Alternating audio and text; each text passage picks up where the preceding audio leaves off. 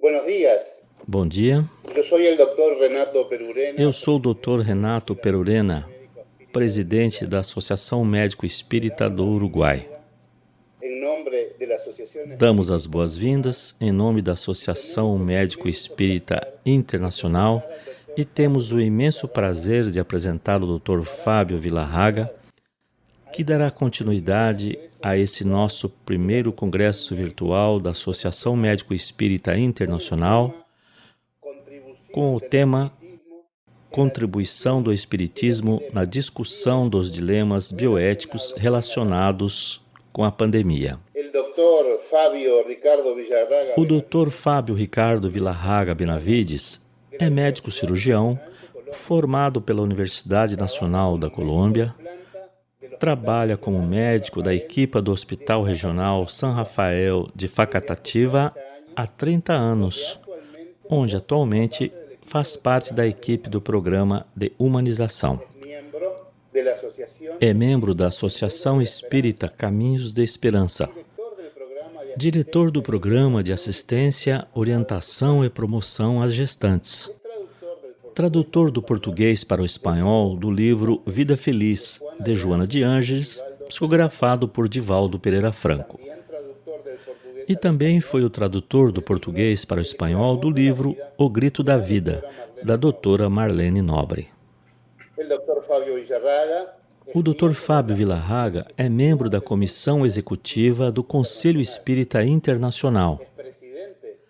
É presidente da Associação Médico Espírita Colombiana AME Colômbia e é presidente da Federação Espírita de Cundinamarca no período 2019-2022. Então, tenho o prazer de vos deixar a todos com o Dr. Fábio Villarraga.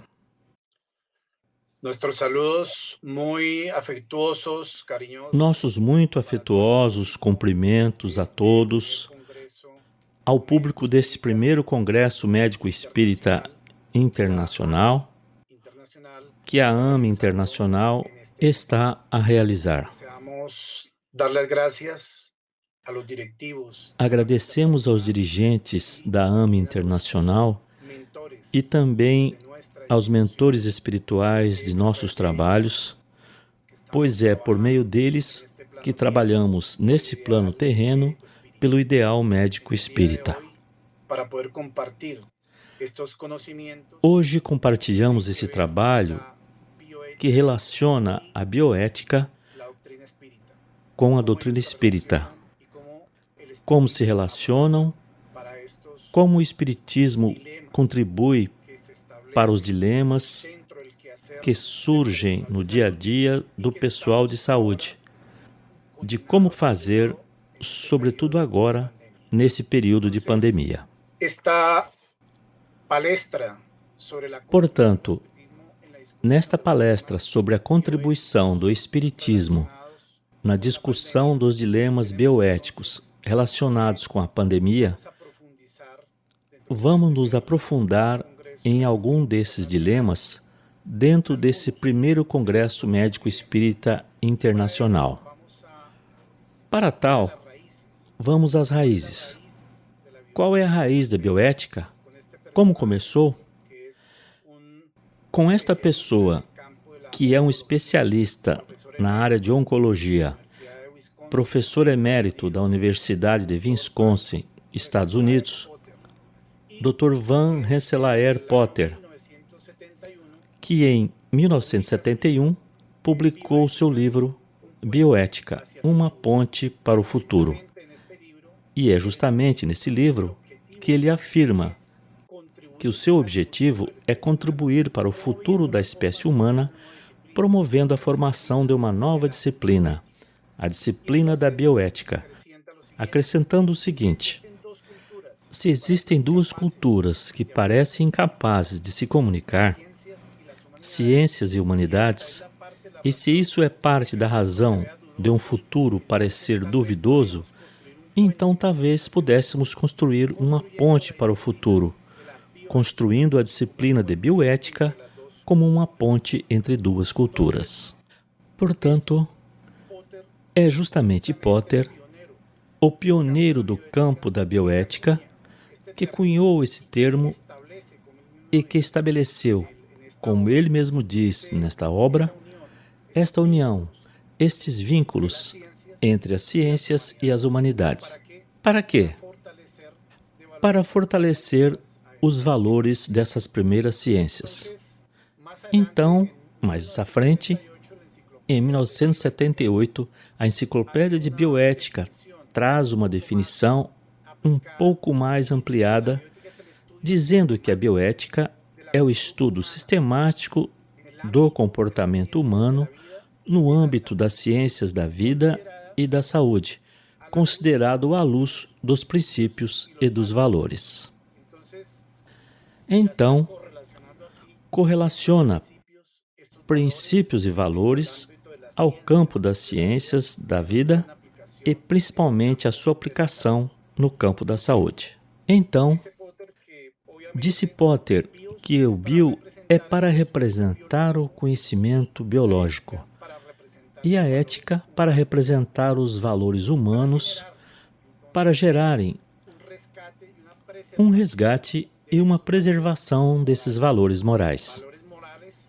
Valores morais que, se formos à doutrina espírita, também nos são apresentados por Kardec, valores morais cristãos, suportados no profundo legado do Mestre Jesus de Nazaré.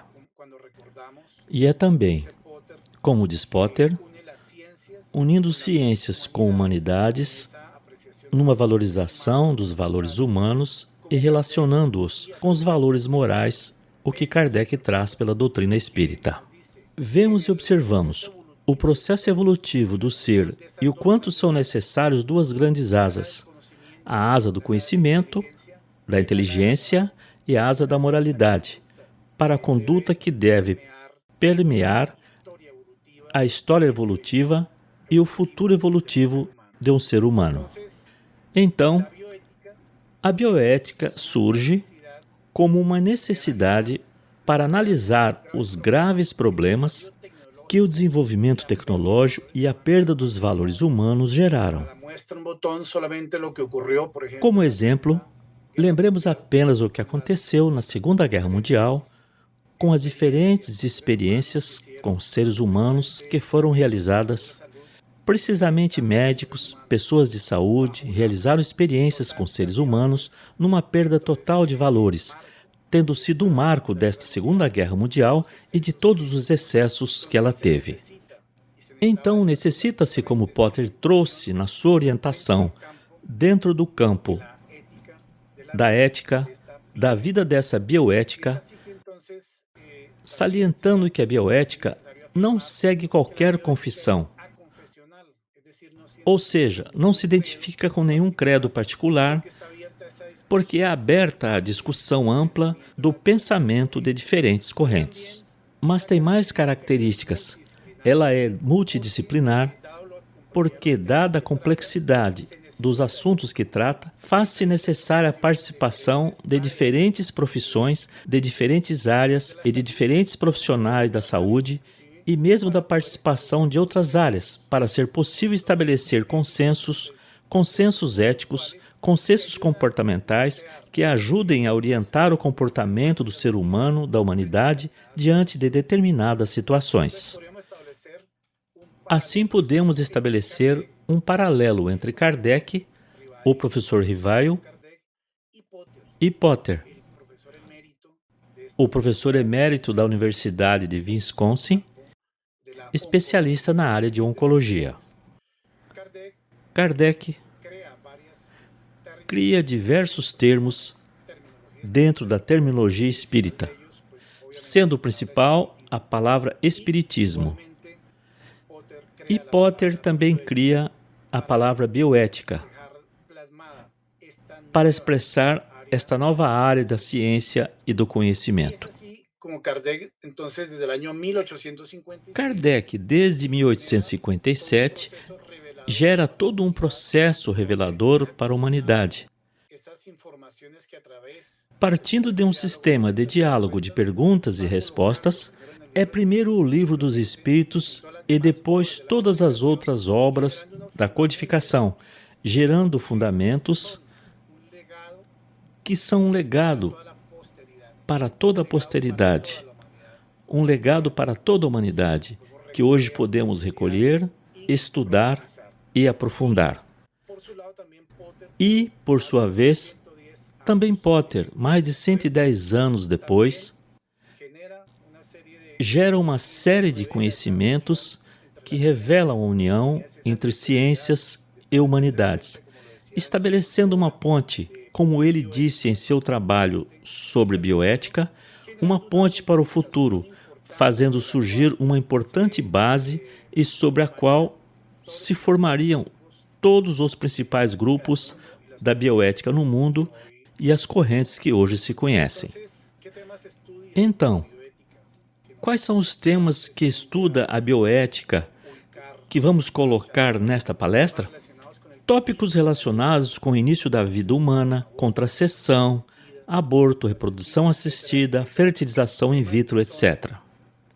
Temas que são e que têm relação direta com os comportamentos do pessoal de saúde e muitas vezes do pessoal que realiza investigação ou que realizam procedimentos no campo da saúde. Então, falando dos dilemas do início da vida, constatamos que esse conceito aparece na resposta à questão 344 do Livro dos Espíritos, onde o Espírito da Verdade assinala que o momento em que a alma se une ao corpo é no momento da concepção, não sendo, no entanto, completa a sua união até o momento do nascimento.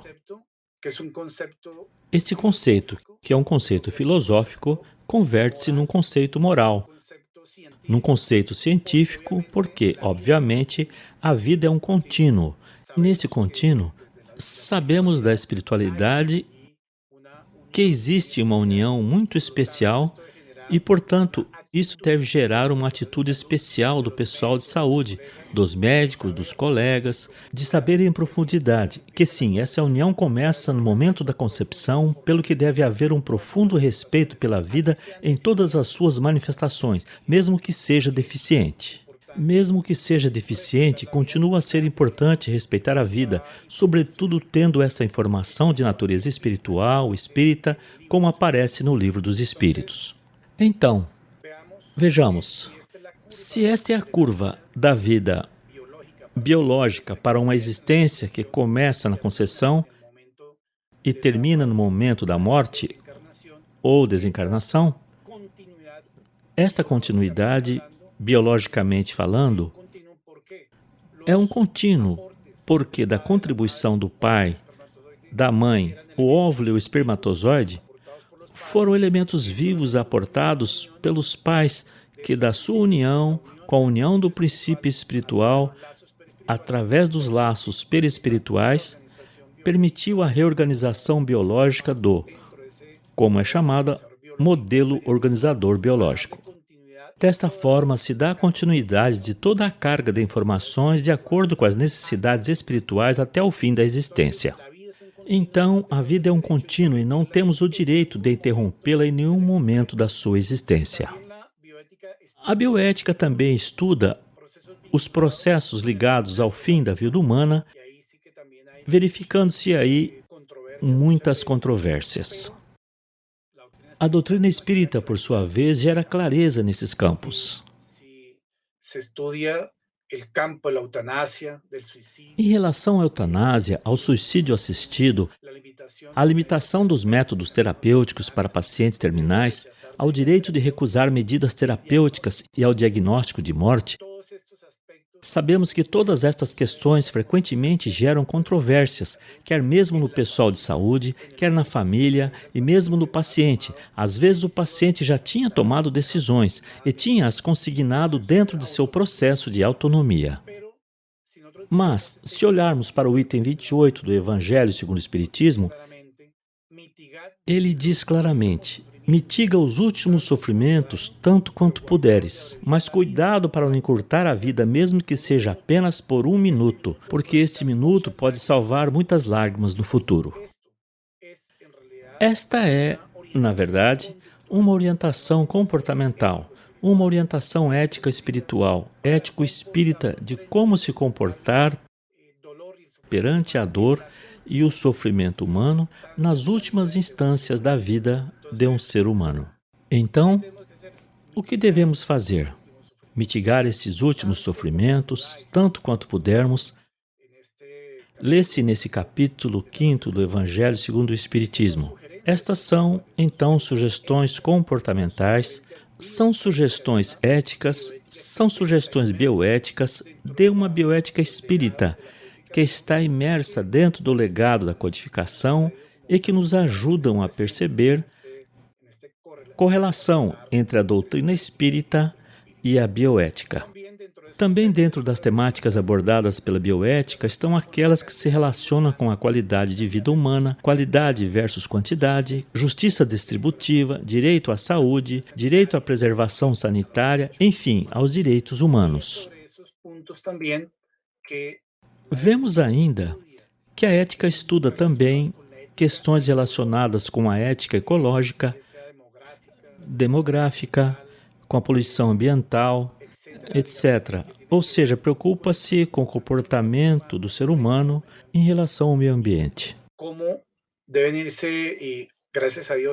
Hoje, graças a Deus, existem mais regulamentações em muitos países em relação a essas questões. E a partir dessas regulamentações, dessas leis, vão se modificando os comportamentos dos seres humanos para preservar o meio ambiente.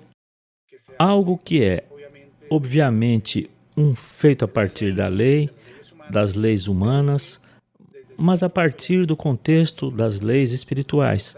Também se sabe que a manifestação de vida se encontra em todos os planos da natureza.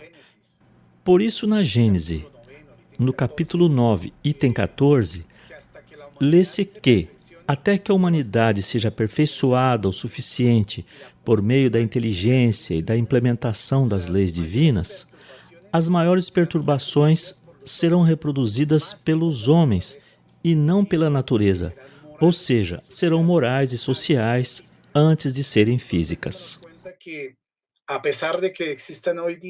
Portanto, apesar de hoje se observarem grandes desastres no campo ecológico, a doutrina espírita nos diz que esses distúrbios serão mais do que naturais devido às condições morais e sociais em que o ser humano ainda se debate e que precisam ser corrigidas para passar uma nova fase dentro de nossa estrutura planetária nos campos físico, moral e espiritual.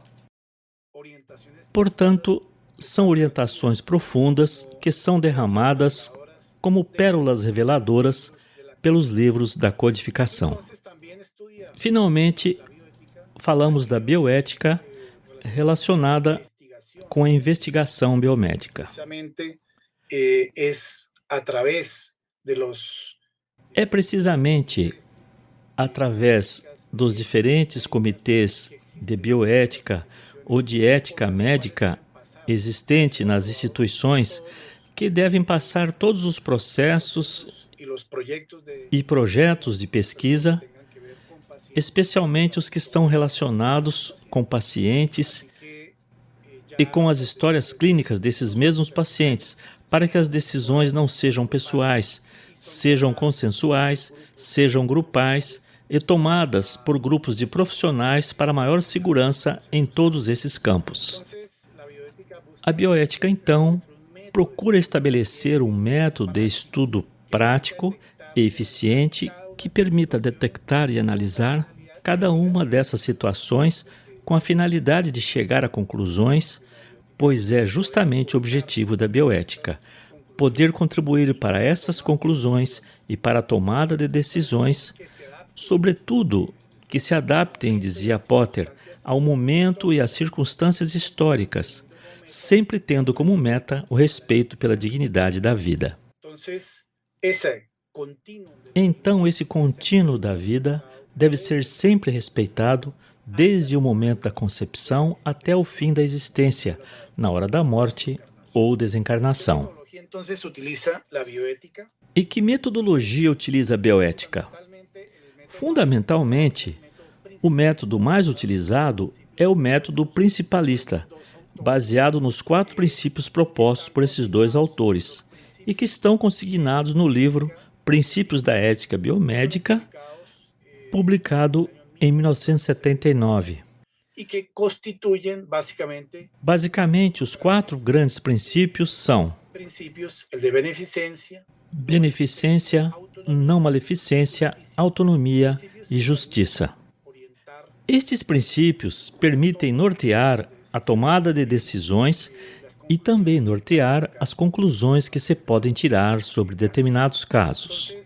nos hablan de la Então, beneficencia, falando da beneficência enquanto obrigação de fazer o bem, quando aplicada ao campo da medicina, determina que o médico tem a obrigação de fazer o bem ao doente, salvar la vida, salvar-lhe a vida, aliviar-lhe a dor e o sofrimento e, na medida do possível, curarla. curar-lhe a doença. Entonces tenemos ahí ese Portanto, percebemos que esse princípio está bem consubstanciado com os mesmos princípios que encontramos no Evangelho. Por exemplo, no capítulo que fala do homem de bem e que é basicamente fazer o bem. Depois há também o princípio da não maleficência que estabelece a obrigação de não fazer o mal. E esse princípio, esta obrigação de não fazer o mal, está acima da obrigação de fazer o bem.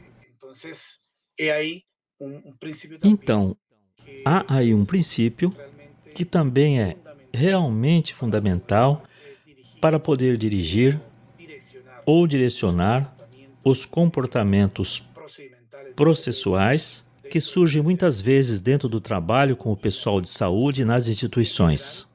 así es aplicado a la E, em geral, estes princípios, quando aplicados à ética ambiental em geral, também são aplicáveis. la autonomía, que tiene que ver con el respeto a la libertad del paciente y que permite hoy día que a través Em relação à autonomia, reconocimiento de la sabemos que esse princípio se relaciona libertad, a la vida, com o respeito pela liberdade do doente e permite hoje para que que, através do reconhecimento dos direitos que o ser humano tem à liberdade, à vida, à saúde, etc., ele encontre segurança para decidir se deve ou não realizar um procedimento, uma cirurgia ou um exame consideración o en sus que, na sua opinião ou na sua visão propia ou por sua própria cosmogonia, poderá ou não fazê-lo. Es así que entonces hoy se acepta que no se E assim, hoje, aceita-se que não se pode fazer bem a um doente contra a sua vontade. E muitos casos já ocorreram no nosso hospital em que doentes que precisavam de uma cirurgia decidiram não fazê-la.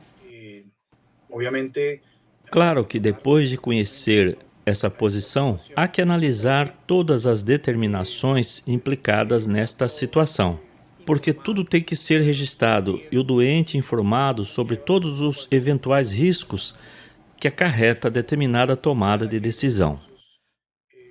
Também nos casos em que, pelas suas condições ou pela sua concepção religiosa, os doentes decidem não autorizar transfusões, por exemplo, sabendo que é preciso e que muitas vezes estão a colocar a vida em risco, no entanto, ao assumirem essas determinações, estão a exercer o seu direito à autonomia. A obrigação do médico é informar claramente o doente sobre a sua situação e as alternativas que ele pode oferecer, seus riscos e benefícios. Por sua vez, o paciente tem o direito de dizer se aceita ou não submeter-se a determinado procedimento diagnóstico ou terapêutico. por eso dentro de esta Portanto, dentro desta ética médica, a vontade do paciente, debe ser obviamente obviamente, deve ser respeitada. el principio de justicia. Por último, temos o princípio de justiça. A medicina de hoje exige cada vez mais a procura de uma política de saúde pública justa, que garanta uma adequada intenção médica potencialmente aplicável a todos. Isso é o que todos nós gostaríamos, existirem os recursos necessários, mas certamente, muitas vezes, os recursos não são suficientes para abranger toda a população. Pero por eso se considera que Por isso, Considera-se que esse aspecto compete ao Estado e aos gestores de saúde. Também compete ao médico assegurar as decisões que se ajustem a uma utilização racional dos recursos existentes com base estrita na análise de custo-benefício. Para quê? Para que essa gestão de recursos seja realmente equilibrada e justa. Para todos, ¿no? E aí, então, E então, lembremos agora o conceito de justiça que é tratado dentro da doutrina espírita. Qual é esse conceito? Kardec perguntou isso muito especificamente no Livro dos Espíritos, na questão 875. Como pode ser definida a justiça? E a resposta foi muito concreta. A justiça consiste em respeitar os direitos de cada um.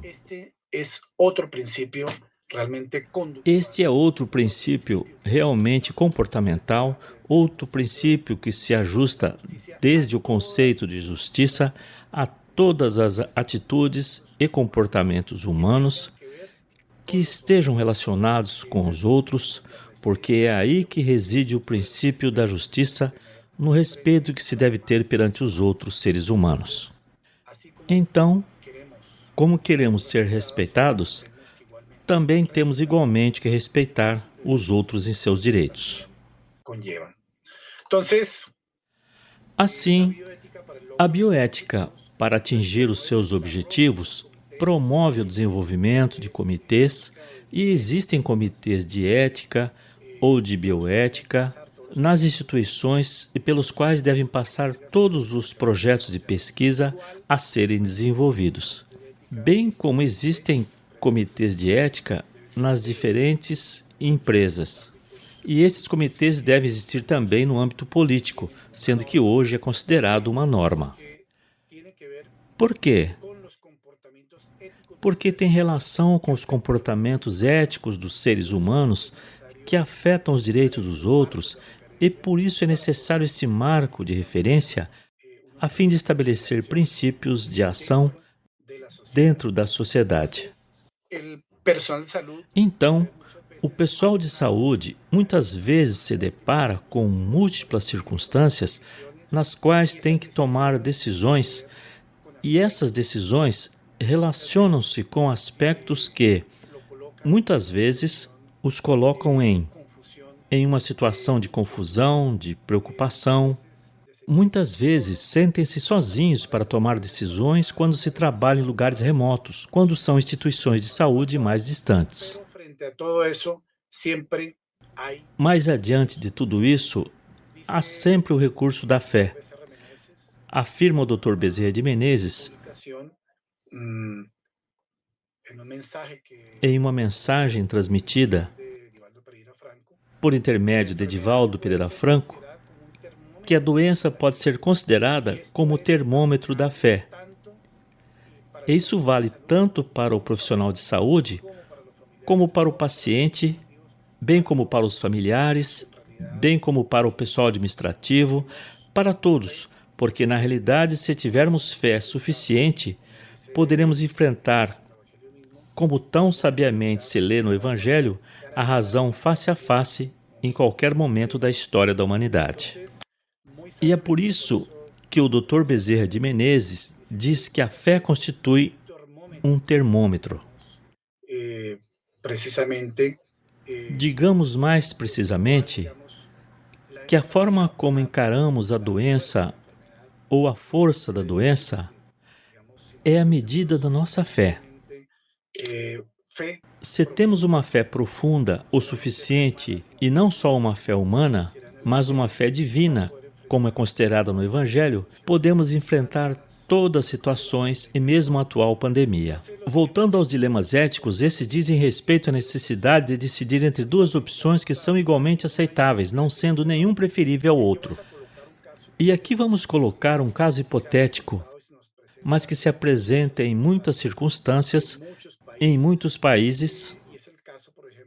É o caso, por exemplo, do José, que é um paciente diabético de 81 anos, hipertenso, engenheiro aposentado, avô de 5 netos, que apresenta uma pneumonia grave em contexto da Covid-19 e precisa de entrar na UTI para ser entubado. Mas, ao mesmo tempo, temos a Patrícia, que é uma mãe solteira, vendedora ambulante de 40 anos, sem nenhuma doença crônica anterior, com 2 filhos em idade escolar e que apresenta o mesmo quadro clínico do José, ou seja, uma pneumonia grave em contexto de Covid-19, e também precisa entrar na UTI para ser entubada, mas só há um leito disponível no hospital, onde estamos a trabalhar, e não há outra instituição próxima para onde possam ser encaminhados.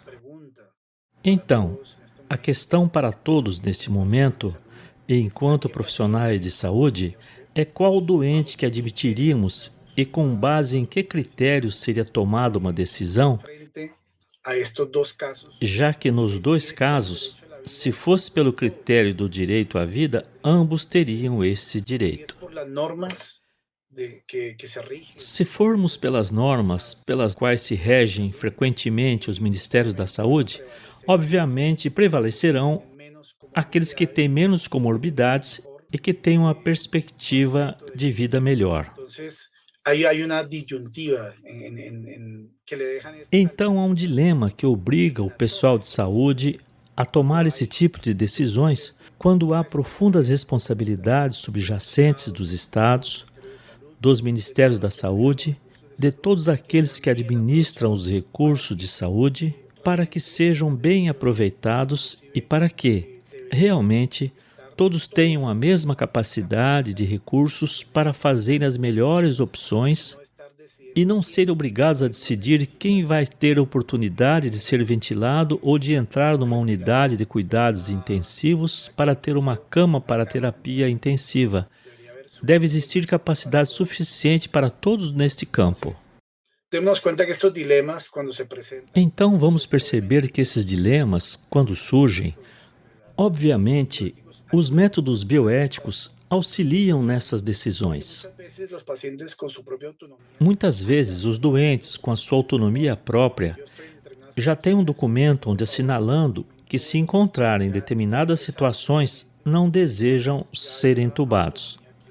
Então já está expresso anteriormente, já existe uma autonomia que deve ser respeitada, principalmente se o doente se expressou por escrito. O princípio da beneficência procura o melhor benefício e, sobretudo, procura não prejudicá-lo em nenhum momento. Mas para isso, precisamos de recursos amplos para todos e não ter que decidir em um determinado momento por um ou por outro doente, porque ao decidir sobre um beneficia, mas o outro não beneficia, ou seja, está-se a induzir um dano mesmo que indiretamente. E aí junta-se o princípio da justiça, que fala da equidade das políticas de saúde, que procuram essa cobertura para todos. Mas ainda não temos sistemas de saúde perfeitos nos nossos países, onde a cobertura seja realmente total.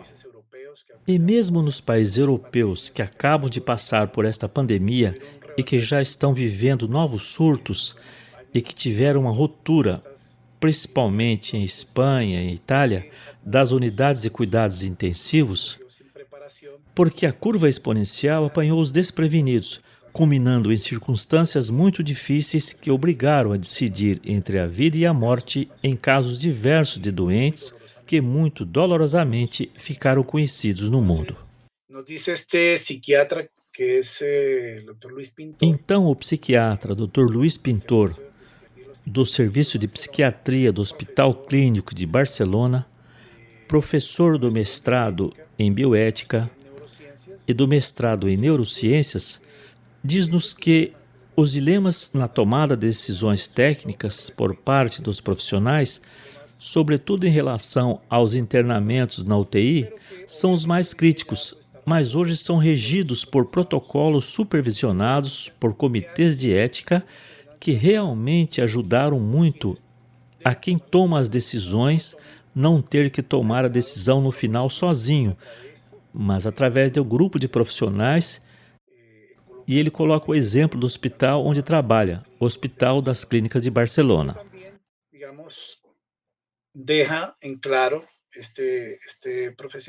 Mas esse especialista em psiquiatria também deixa claro que em nosso desejo de curar, ou seja, de fazer beneficência, podemos entrar em conflito com o princípio ético da não maleficência, isto é, não causar dano.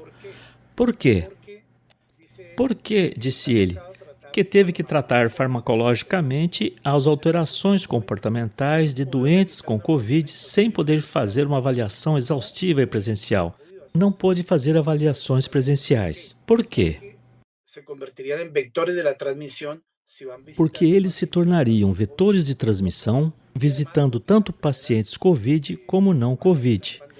E também porque nas primeiras semanas da pandemia, faltavam equipamentos de proteção individual e isso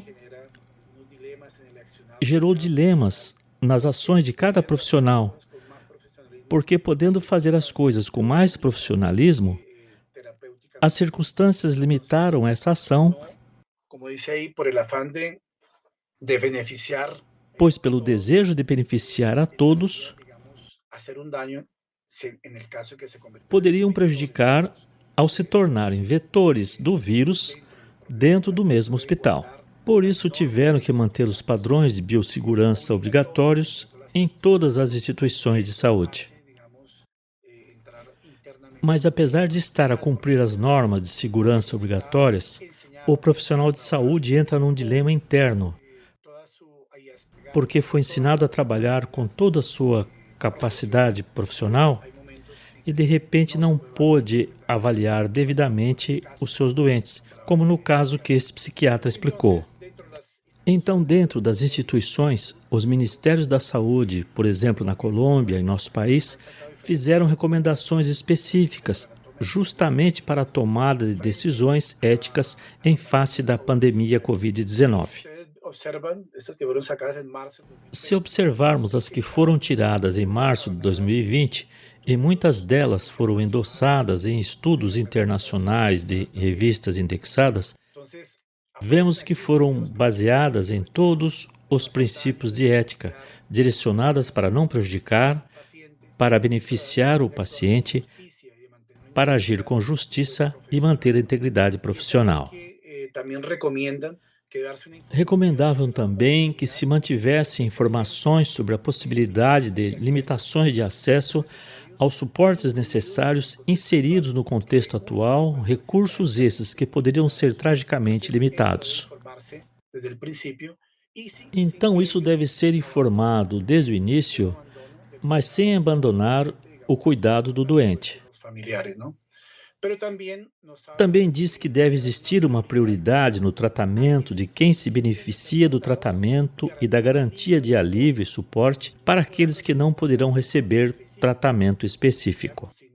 Ou seja, essa diferença ficou registrada traduzindo uma limitação dos próprios sistemas de saúde e também para os doentes com condições graves que não se beneficiem com cuidados avançados e ainda para aqueles que, tendo tido necessidade de suporte avançado, não apresentam possibilidade de recuperação. E ainda se refere que mesmo doentes que tenham vindo para os cuidados intensivos podem estar sujeitos a uma adaptação onde os esforços terapêuticos se destinam a permitir o cuidado de outras pessoas. No final, eles estão dizendo que, se necessário, é preciso colocar aqueles elementos que sustentam o tratamento de um paciente pelo bem de outro, sendo avisados com antecedência sobre esta possível necessidade. Isso que está consignado aqui dentro desse regulamento do Ministério da Saúde da Colômbia, felizmente não foi aplicado, porque nosso sistema de saúde, em termos de unidade, de leito, de terapia intensiva, não foi ultrapassado e agora estamos no platô e começando a diminuir. Mas sobre esses pacientes que têm comorbidades, não temos certeza sobre qual vai viver, qual vai sobreviver diante das situações, se houver fatores que não são levados em consideração neste plano de vida. E foi o caso de um paciente com 104 anos que sobreviveu ao Covid-19 e ali a fotografia do dia em que deixou o hospital depois de ficar na unidade de cuidados intensivos, entubado e que, apesar de ter esses riscos e comorbidades, e acima de tudo pela idade, ele sobreviveu a esta doença de Covid-19. Sabemos que por este mismo concepto, Então sabemos que por esse mesmo conceito que tratamos dentro da doutrina espírita, há uma afinidade vibratória dos diferentes elementos patogênicos, que nesse caso da pandemia do coronavírus, é um vírus com as deficiências do sistema imunológico que pode, por sua vez, ter uma afinidade vibracional perispiritual, por las necesidades espirituales, correspondendo às necessidades espirituais subjacentes da pessoa ao apresentar um estado de doença nas suas formas graves. entonces, por eso Então, por isso que dentro dos Ministérios da Saúde, em diferentes partes do mundo, se fala desses protocolos que devem ter o objetivo de orientar a tomada das decisões para admissão ou não nas unidades. ahí es donde hablan de las comorbilidades y la posibilidad E é aí que se fala de comorbidades e das chances de sobrevida com a doença de acordo com a gravidade do quadro, de acordo com as necessidades individuais, mas também deixam bem claro que não deve haver priorização por indicação administrativa ou recomendação individual de terceiros, ou seja, não é o administrativo ou alguém de dentro do sindicato político para tomar determinaciones que assume determinações específico de no campo específico da alocação dos pacientes para UCIs no momento que é necessário decidir sobre essas circunstâncias. priorización, no puede tener una indicación por Então, essa priorização não pode ter uma indicação pela parte administrativa. Tudo isso está embasado em publicações internacionais. E, finalmente, dentro dessas recomendações gerais para a tomada de decisões éticas, o Ministério da Saúde nos diz que a necessidade de redistribuir e alocar recursos como suportes ventilatórios se deve atuar com parâmetros claros, previamente definidos, que permitem priorizar a sua alocação de forma proporcional e que sejam respeitados por todos. obviamente dar unos consensos y está Então, obviamente, desde um consenso baseado nesses critérios de adequação dos esforços terapêuticos ou retirada do desequilíbrio por deterioração clínica, devem ser claros desde a admissão até todos relacionados ao paciente, para todas las partes relacionadas, todas as partes relacionadas ao paciente, representante de familia y otros, representante da família e demais integrantes da equipe de saúde. Essa informação deve ficar clara que no momento em que esses esforços terapêuticos têm que ser desestabilizados, então deixam isso consignado nesses protocolos, nestes documentos do Ministério da Saúde. Obviamente, esses protocolos não são formados com critérios moralistas, ou ainda menos com critérios espirituais. Por quê? Por ter então outras características. Então percebamos que as normas humanas são as que já falamos do Ministério da Saúde. Os protocolos têm uma série de princípios, de situações las cuales se basa, sobre as quais o comportamento dos profissionais de saúde, debemos no perder el norte mas devemos, para não perder o norte, que acima dessas normas humanas, que rige sempre haverá as leis divinas que muitas vezes regem o procedimento e o futuro dos mesmos pacientes e o mesmo curso natural das doenças que mudam com o tempo. Muitas vezes morrem aqueles que pensamos que não morreriam. E aqueles que, estatisticamente, têm as previsões mais reservadas e sombrias, não sobrevivem. sabemos que la pandemia Assim sabemos que a pandemia, neste caso o coronavírus, é obviamente regido por leis divinas, está imerso no processo de transição planetária e se ajusta, embora não observemos em sua plenitude, a lei da justiça, do amor e da caridade, ou seja, dentro dessa bondade e justiça divina, e seguramente se enquadra nessas migrações espirituais que o livro da Gênese nos diz e que tudo está dentro desse planejamento providencial que Deus tem para as humanidades, nesse caso, para a nossa humanidade, nesse período específico que estamos vivendo. Portanto, diante dos dilemas éticos, não precisamos apenas de conhecimento de normas, protocolos, leis humanas, precisamos também de uma formação moral que nos sustente o conhecimento, que sustente nossas ações e tarefas cotidianas dentro de nossos padrões de comportamento institucional no campo da saúde. Porque é assim que nos fala o capítulo 5º do Evangelho segundo o Espiritismo, naquele parágrafo de instrução dos Espíritos, que bem-aventurados os que têm oportunidade de provar a sua fé, a sua firmeza, a sua perseverança e a sua submissão à vontade de Deus. E valem tanto para pacientes, como para profissionais de saúde, para familiares em geral, pois para todos, porque em todas essas circunstâncias, muitos de nós temos que provar a firmeza, a perseverança de nossa fé e nossa submissão aos desígnios divinos.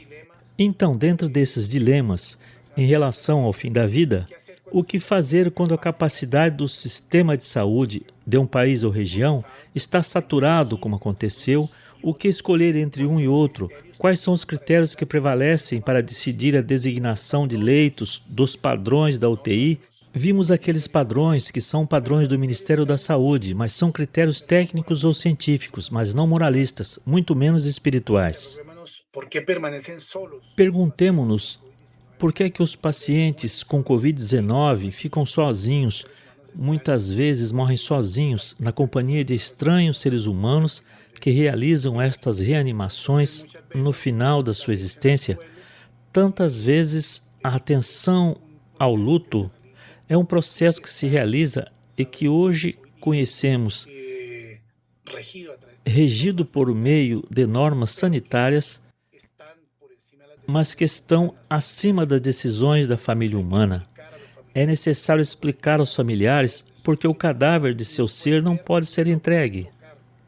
Eles não podem ver, nem podem tocar. Tem correspondido a nós, entre esse processo de humanização do hospital onde trabalhamos, justamente para explicar aos familiares que eles não podem mais nem ver o seu ente querido, e muitos deles chorando nos falem: por favor, deixe-me ver minha mãe, por favor, deixe-me ver meu pai, meu avô, minha esposa, meu filho, etc., que faleceu e eles não o viram pela última vez, porque desde o momento em que entraram na unidade Covid, ficam isolados das visitas familiares.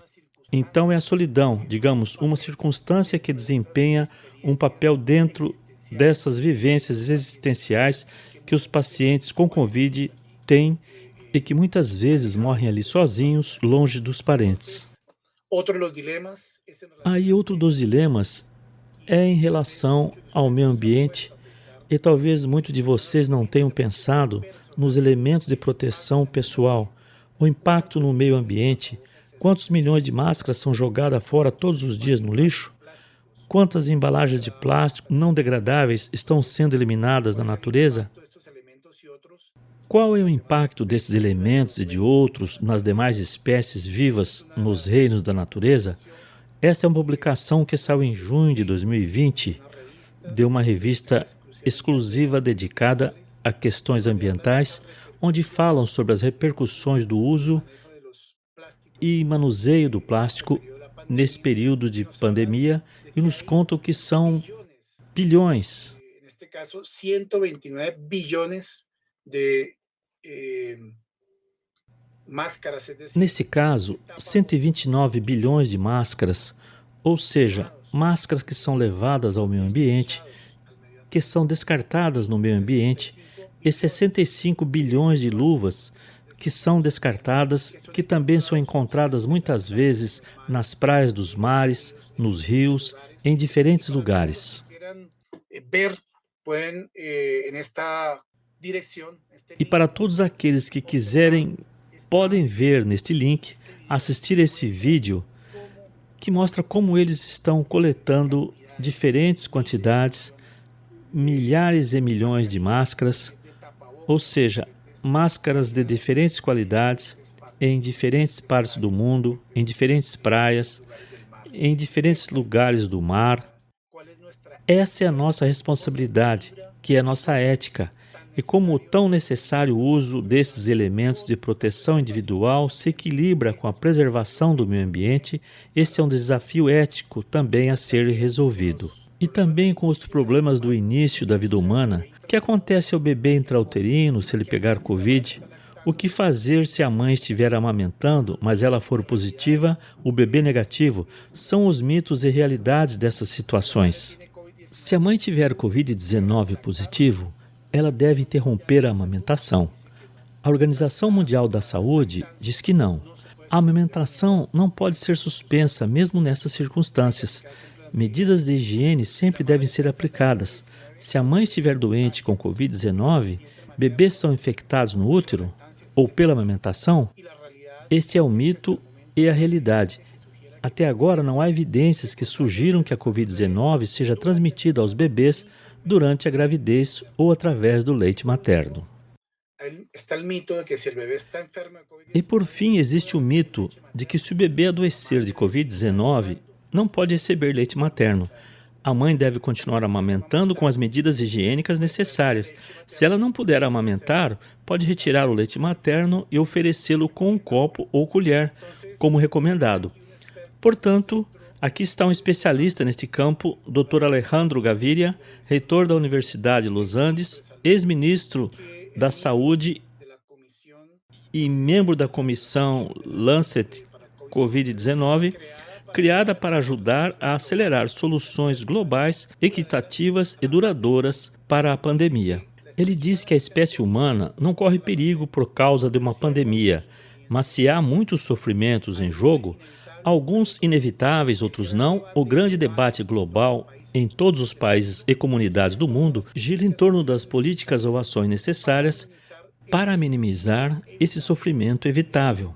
Essa é a importância do sofrimento evitável. E diz que os governos agora enfrentam uma decisão mais difícil, não entre a vida e a economia, mas entre as mortes pelo coronavírus e as mortes e vidas arruinadas pela pobreza, outras doenças, fome, superlotação e as consequências psicológicas de um confinamento de muitos meses, e alguns especialistas da Universidade de Harvard se manifestaram contra essas quarentenas prolongadas, afirmando que sim, mais danos do que benefício, que aumentam o sofrimento evitável e minam a equidade e a justiça social.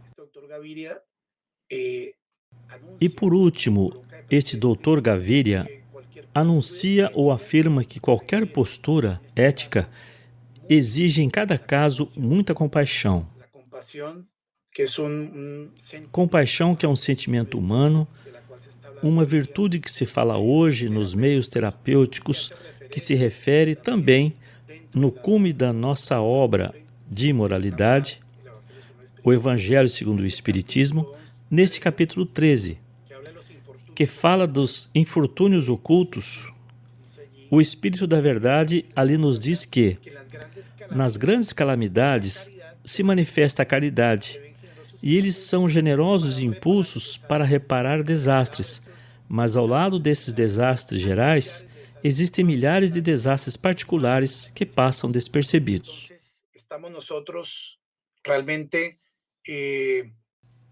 Então estamos realmente mitigando esses infortúnios ocultos diante de toda essa situação de pandemia e das notícias que vemos todos os dias.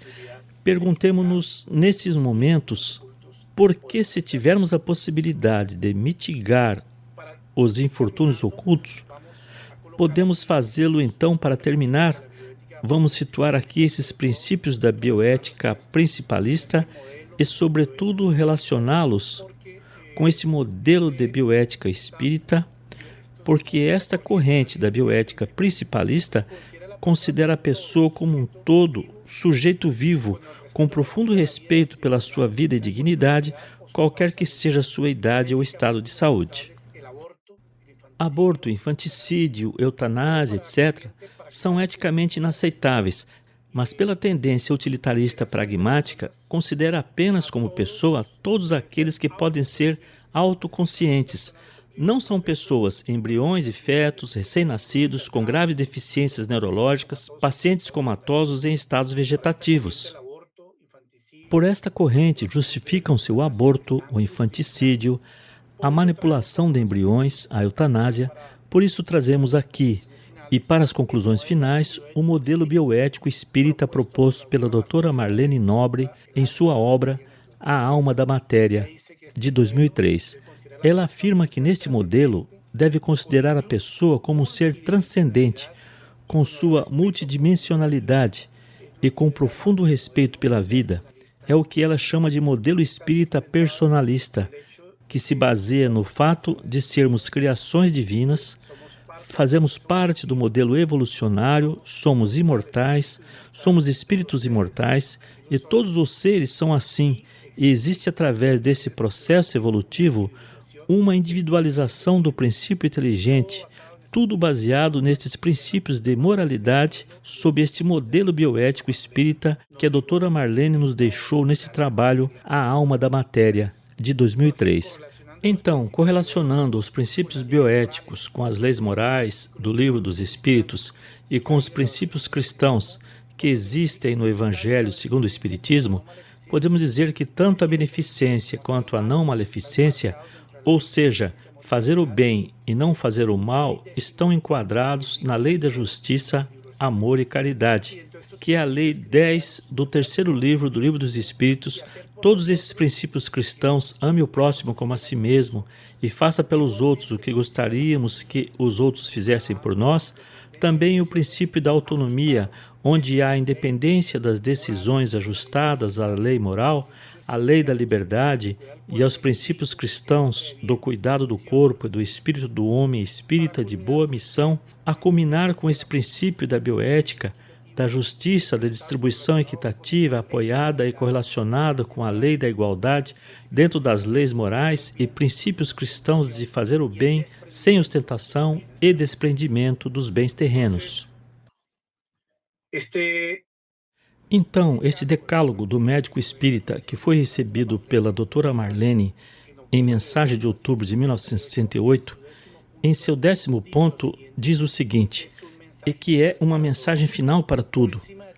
Antes de tudo, pratique a medicina com sentido divino, reconhecendo-se como filho de Deus, servo do Criador e, portanto, como um humilde servidor da verdade soberana. É o caso de todos os médicos com sentido divino de André Luiz, Dr. Bezerra de Menezes, mas sobretudo deste grande doutor das almas e dos corpos, como o professor Jesus de Nazaré, que nos diz nesta obra: Jesus é o presente, Jesus continua atual, não só pelas terapias do amor e pelos ensinamentos que propõe ao homem contemporâneo, mas também por essa paz que irradiava e por esse amor que nos ensinou por meio do seu legado terapêutico, que esses ensinamentos que o Mestre Jesus nos legou por meio do seu testemunho de vida e de suas mensagens encorajadoras e terapêuticas, que desde o seu tempo até agora procuramos compreender, entender, para buscar a verdadeira cura de nossas almas. Muito obrigado a todos vocês neste primeiro Congresso Espírita Internacional da AME Internacional. Muito amáveis a todos.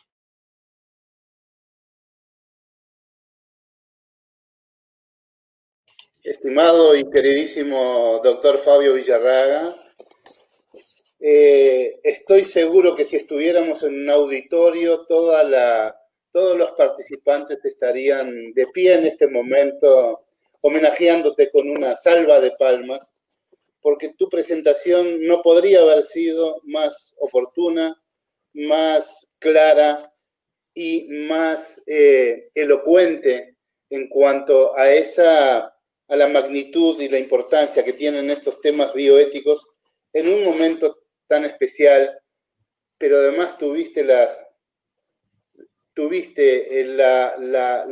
capacidad de poder englobar todo esto al final haciendo el paralelismo entre la doctrina, la bioética, las leyes morales, los principios espíritas. En fin, no hay nada más que decir. Yo te agradezco infinitamente en nombre de la Asociación Espírita Internacional esta brillante exposición que has hecho. Agradezco la oportunidad de haber estado, ¿verdad?, presentándote en esta oportunidad. Y bueno, y si te parece bien, pasaremos a la siguiente fase, y es darle participación a quienes han presenciado esta brillante exposición tuya, a que realicen sus preguntas y bueno, y darles las respuestas correspondientes. Así que 1.000.000 de gracias, Fabio, y pasamos entonces a esta otra etapa, a esta otra fase de esta exposición tuya. Muchas gracias. Ok, muchas gracias.